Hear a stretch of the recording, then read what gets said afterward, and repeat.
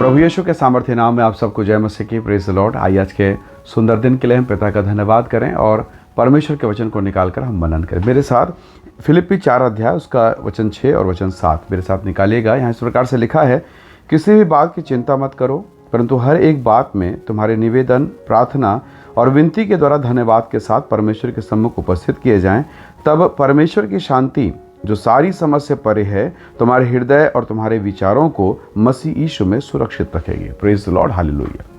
परमेश्वर के लोगों, हो सकता है इस समय में आप बहुत परेशान, निराश और जीवन के सब प्रकार के चिंताओं से घिरे हों। जीवन बिताना बहुत मुश्किल लग रहा है। कई प्रकार का डिप्रेशन, तनाव की बातें, फैमिली की बातें, पति पत्नी, बहुत सारी चीज़ें होती हैं। हम मनुष्य संसार में रहने के कारण बहुत सारी चीज़ें हमें प्रभावित करती है। बहुत सारी चीज़ों से होकर हम गुजरते हैं, चाहे हमारे काम हो, ऑफिस की बातें हो। हम इस संसार में हैं और इस संसार में रहते रहते जब संसार की बातें हमें प्रभावित करते हैं, बहुत उलझन और पीड़ा में हो जाते हैं। ऐसी दशा में परमेश्वर का वचन कहता है, किसी बात की चिंता मत करो, हर एक बात, हर एक विषय प्रार्थना, निवेदन, विनतियों के साथ बड़े आनंद के साथ प्रभु के चरणों में रखे जाएं। और वचन फिर कहता है, तब परमेश्वर की शांति जो मनुष्य के समझ से परे है राज्य करेगी आपके मेरे हृदय में और मसीह की महिमा प्रकट होगी। कई बातें आप और मैं नहीं समझ पाते हैं, कई परिस्थितियों को हमसे संभला नहीं जाता है। ऐसी दशा में परमेश्वर का दास कहता है, आत्मा में होकर प्रार्थना करो। ये पत्री तब लिखी गई जब पौलुस जेल में है, बंदी गृह में है। जरा सोचो, अगर आपको कोई जेल में डाल दे और कब निकलोगे, कोई सुनवाई होने वाला नहीं। आज तो आपके पास कम से कम इतना अधिकार है कि एक वकील रख सकते हैं, कोर्ट कचहरी में आप लड़ाई कर सकते हैं और एक समय आने के बाद शायद आप बाहर निकल जाएं।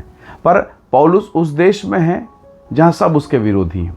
कोई नहीं चाहता कि वो बाहर निकले, जहां आशा नाम की कोई चीज़ ही नहीं, चारों तरफ निराशा और अंधकार है, मृत्यु है। और ऐसी दशा में पौलुस कहता है कि आनंदित रहो। मैं फिर कहता हूँ, प्रभु में सदैव आनंदित रहो। इसी फिलिप्पी की किताब 4 अध्याय 4 वचन में तो प्रभु के लोगों, वो किस अनुग्रह को पाकर ये बात कहता है, वो प्रभु को पाके। हो सकता है आज आप निराश हो सकता है आप व्याकुलता में हो, पर जब पवित्र आत्मा आपके भीतर काम करेगा, यीशु का आत्मा आपके भीतर में काम करेगा, तो निराशा में भी आपको आशा दिखाई देगी। ठीक है, पीछे मूसा के पीछे की तरफ लाखों लोग थे। आगे जब लाल सागर हुआ तो पीछे के लोग चिल्लाने लगे, ये तो हमें मरवा देगा, ये तो हमें हमारे जीवन का नाश करवा देगा, हमारे बच्चे बर्बाद, हमारी पत्नी बर्बाद। लोग विरोध में बात कर रहे थे। क्या मूसा को नहीं मालूम आगे लाल सागर है? उसे पता है, लेकिन उसे यह भी पता है मेरे साथ परमेश्वर है। हालेलुया। और उस परमेश्वर से उसने प्रार्थना की और लाल सागर 2 भागों में बटा। उस कठिन मार्ग में परमेश्वर ने महिमा को प्रकट किया। जहाँ गुंजाइश नहीं थी, वहाँ परमेश्वर ने रास्ता निकाला। तो जो परमेश्वर मूसा के साथ था, क्या वो परमेश्वर आपके साथ नहीं है? और यदि है तो फिर निराश क्यों है? फिर हमारा विश्वास कहाँ गया? फिर हमारे जीवन में जो शांति होनी चाहिए वो कैसे अशांत हो गया?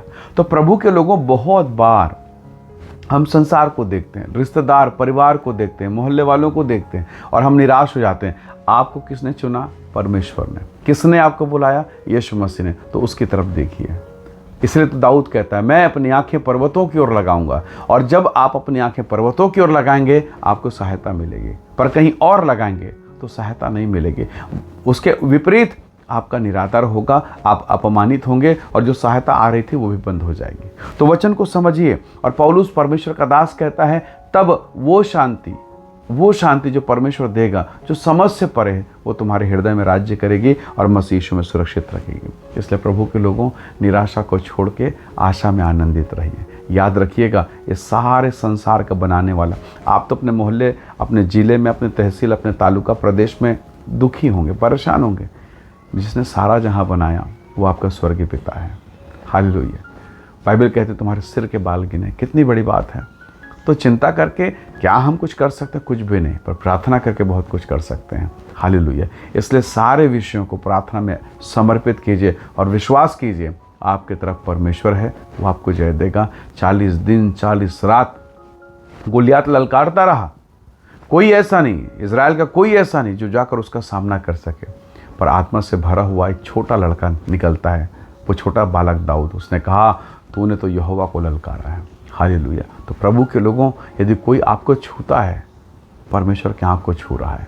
भरोसा कीजिए, प्रभु आपके साथ है और वो आपको महिमा के स्थान तक लेके जाएगा। इसलिए निराश मत होइए, प्रार्थना में लगे रहिए, प्रभु अपनी महिमा प्रकट करेगा। आइए दुआ करें।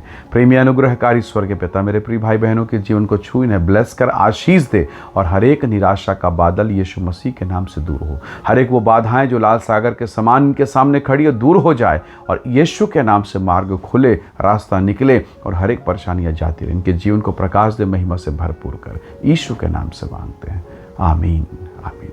प्रभु आप सबको बहुत ऐसे आशीष दे, परमेश्वर का अनुग्रह आपके साथ हो। Praise the Lord. जय मसीह।